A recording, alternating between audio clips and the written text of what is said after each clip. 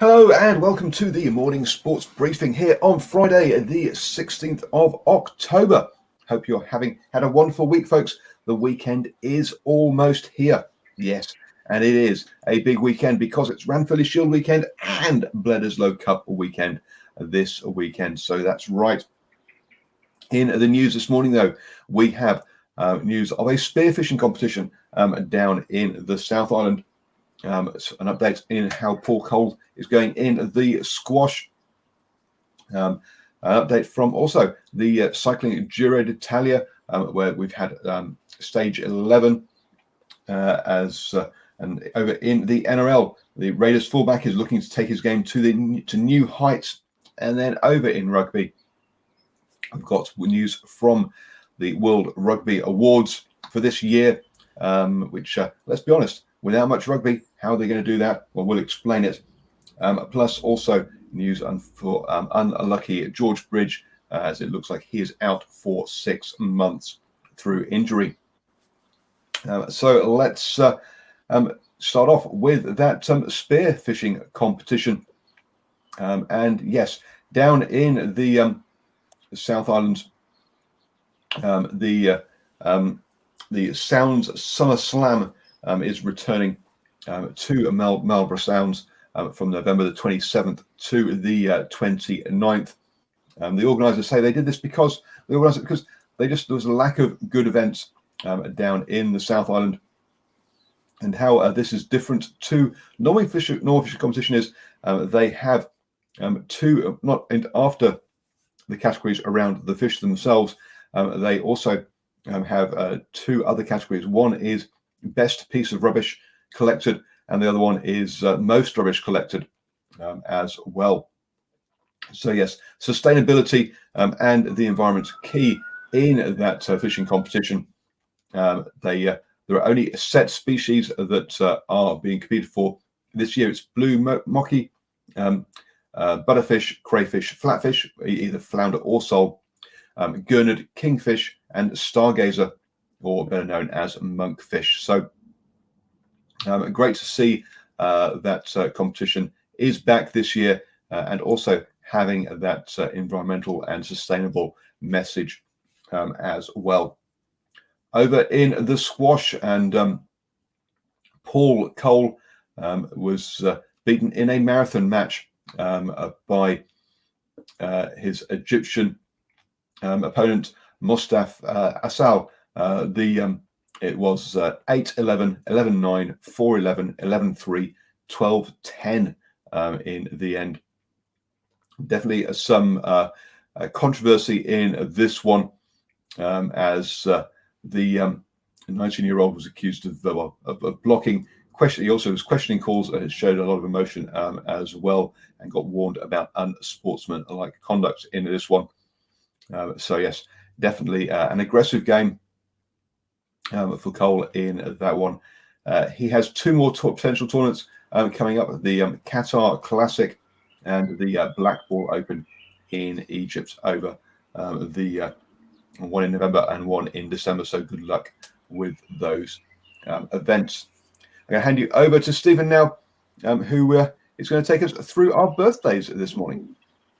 Yeah, good morning, Paul. Good morning to everybody tuning into New Zealand Sport Radio. Well, it's the sun starting to come through just out here in the east this morning. So we've had rain for the last 24 hours down here in Napier, but it should pretty much clear away by about lunchtime today. And I do apologise for some sirens in the background, a little bit of early morning police activity going on, but they just seem to have died away this morning. So it's the perfect day to have your birthday. And we've got three coming up today: a current Warriors winger, a veteran All Black prop who's still plying his trade in Bristol, and finally a Englishman, well, born in England, but he's played for both the All Blacks and England. But we're going to start with our local rugby league player this morning, David Fusitua, born on this day, the 16th of October, 1994, is a professional rugby league footballer who plays as a wing and a centre and a fullback for the New Zealand Warriors in the NRL and for both Tonga and New Zealand at international level. Following a breakout performance for Tonga in the World Cup in 2018, Fusitua produced the finest NRL season of his career to date with the Warriors. He appeared in 23 games and scored 23 tries, including 2 hat-tricks and 5 doubles, finishing the NRLs as the top try scorer for 2018. The Warriors finished in the top 8 for the first time since 2011, with Fusitu'a scoring a try in their qualifying loss to Penrith. There we go. Moving right along. Our next man up is Ioane Fitu John Afoa, born this day, the 16th of October 1983, is a New Zealand professional rugby union player. His position of choice is prop. Afoa currently plays for Bristol in the Premiership, or Gallagher Premiership, in both 2003 and 2004. Afoa was part of the New Zealand Under-21 Rugby World Championship team. The New Zealanders won the tournament both years. In 2003, Afoa was named in the IRB's team of the tournament. In 2005, Afoa was selected for the All Blacks Tri-Nation squad. Despite this, he never took the field in the competition and didn't even earn his first cap until the end of year tour. In November 2005, Afoa finally became the All Black number 1062 when he started against Ireland at Lansdowne Road. In 2010, Afoa was experimented to be used at hooker. The same year against Wales, Afoa scored his first test try. I remember this, showing some great running as a prop for a 30-metre dash to the try line. Afoa's test career ended after the 2011 Rugby World Cup. He played 36 tests, 30 as a substitute. And finally this morning, James Lionel Broom Salmon, or Jamie Salmon as we knew him as, born this day, the 16th of October 1959, is an English rugby union centre who uniquely appeared in international matches for both New Zealand and England. He became a Wellington player in 1980 and first appeared for New Zealand at under 23 level before being selected for a match against Fiji, which did not carry full cap status at that particular time. He was selected for New Zealand's tour to Europe in the autumn of 1981 and won all 3 of his All Black caps on that tour. He made his full New Zealand debut against Romania in Bucharest and played in both tests against France. Salmon returned to England at the end of 1983. New Zealand season, having made 64 appearances for Wellington. He made his English international debut on the 1st of June 1985 against his former team, New Zealand, ironically in Christchurch, losing 18-13. His last appearance for England was in the 1987 Rugby World Cup against Wales in Brisbane, losing 16-3. In total, he won 12 caps for England, in addition to his 3 for New Zealand. He played his club rugby with Harlequins after retiring, had an executive role with them. Since returning from rugby, he has worked for Sky Sports and ITV, and also has a column in the Daily Telegraph. So there we go, David Fusitu'a, John Afoa, and Jamie Salmon is an interesting player, Paul. You would have heard of him by any chance? Very silky smooth centre who played for the Wellington Lions.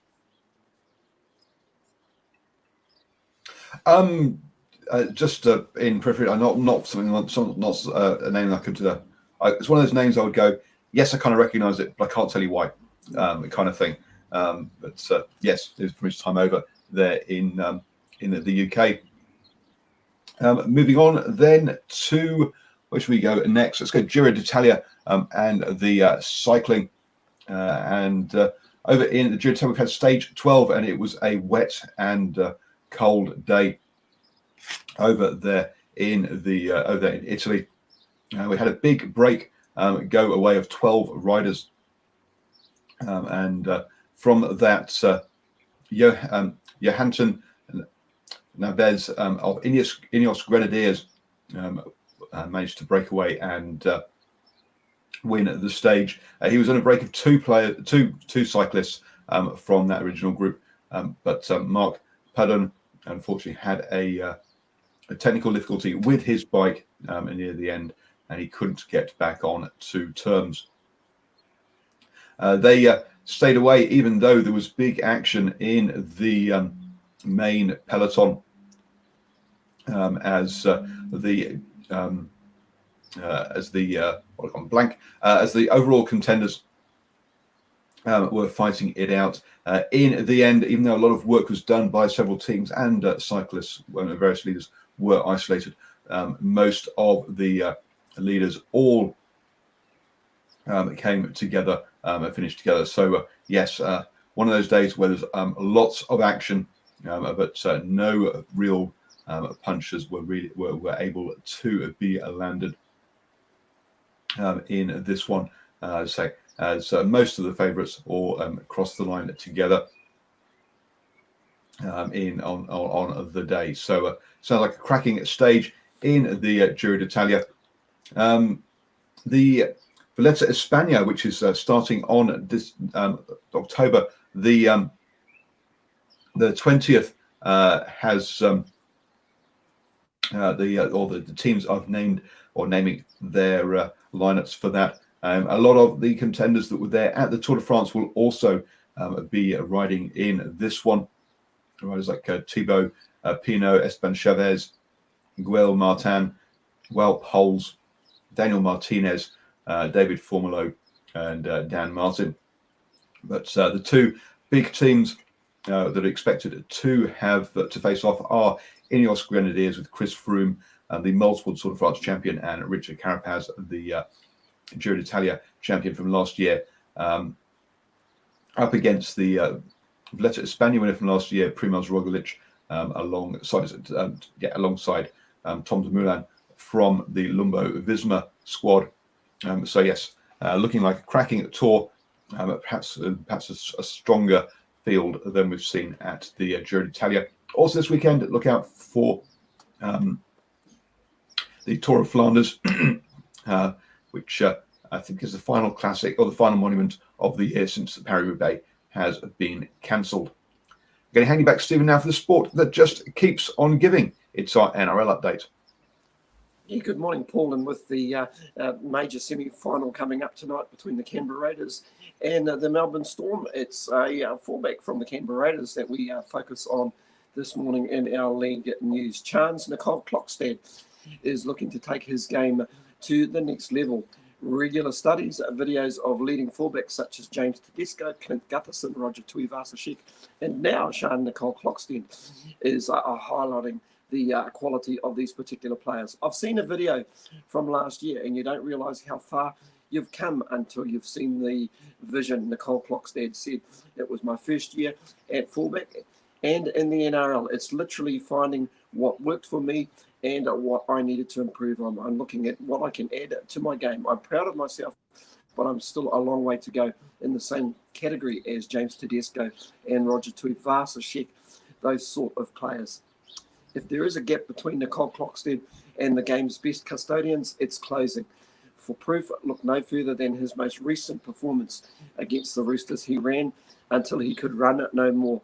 CNK clocked 245 metres from 22 carries, including one line break. And perhaps most importantly, he pulled off a cover tackle on a seemingly tri-band Josh Morris, bundling the famed finisher into touch. Come full time, it proved to be a match-winning play. The exertions took their toll. The Kiwi international was hamstrung by several cramps that threatened to end his contribution prematurely. I was carrying on a little bit, he chuckled. It was sore. I haven't seen much footage of it, but I definitely copped a lot of stick over it. According to GPS data, Nicole Klokstad ran 9 kilometres against the Premiers, well within the customary range of output. It was more the first 20 minutes that caught up with me personally in the back end of the game.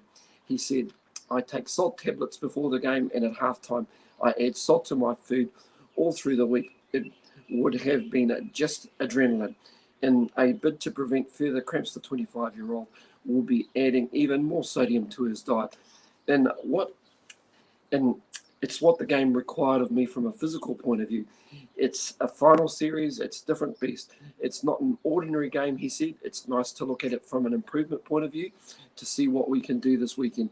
This weekend's game against Melbourne, or today's game against Melbourne, beg your pardon, Nicole Klokstad will be required to do more of the same. The Auckland product studies footage of the game's best fullbacks in a bid to improve his game, and he will need to be at his very, very best this evening when the Raiders take on the Melbourne Storm from Suncorp Stadium. Remember, that kicks off at 10 to 10. that will be directly after the Ranfurly Shield challenge down here at Napier this evening. And if you need a little bit more of a league fix this morning, coming up in around about half hour, is St Helens versus Wakefield Trinity in the Betfred Super League. That's our league news this morning. I'll be back tomorrow morning, probably a very weary-eyed looking Steve when I report from down here in Napier, Paul. And don't forget, folks, to keep an eye on the New Zealand Sports Radio Facebook page, where Stephen will be posting his post-match interviews and other coverage from the Ranfurly Shield game between Hawke's Bay and Northland this evening. So, Stephen, you said it's been rainy there. So, as you say, in horse racing parlance, it's going to be a bit soft underfoot or soft going. Yeah, I think so. It was very, very consistent for 24 hours. It's just stopped at the minute. There's a bit of dark cloud hanging around, but the sun is starting to poke through. It's looks like it's due to pretty much burn off by about midday today, so we should have clear skies this evening. But it is a bit chilly at the moment at 6 degrees, and it's going to get no higher than around about 13 from what I believe. So, yeah, it'll be a chilly evening down here in the Bay.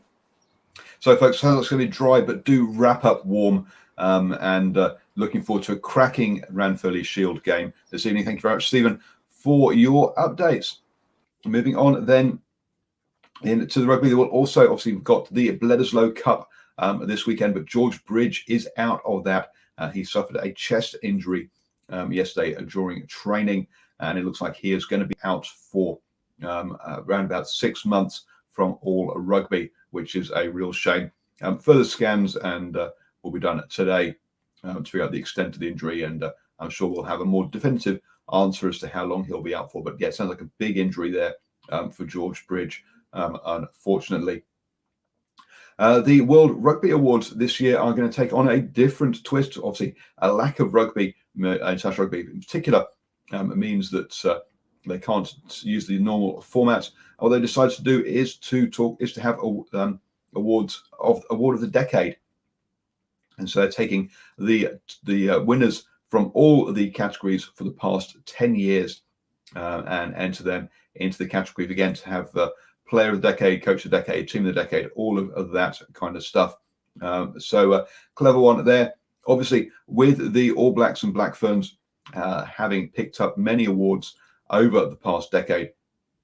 Remember Richard McCaw, players like Richard McCaw, Dan Carter, Bowden Barrett, and I've gone blank. Have all picked up Player of the Year. Brady Retallick, that's the other name I was looking for. Have all picked up Player of the Year in the last decade, so we'll be up for Player of the Decade this year. So innovative thinking by World Rugby there for their annual awards show. You are now up to date with all of the important sports news. Have a fantastic day, folks. Don't forget, you can listen to us on the go.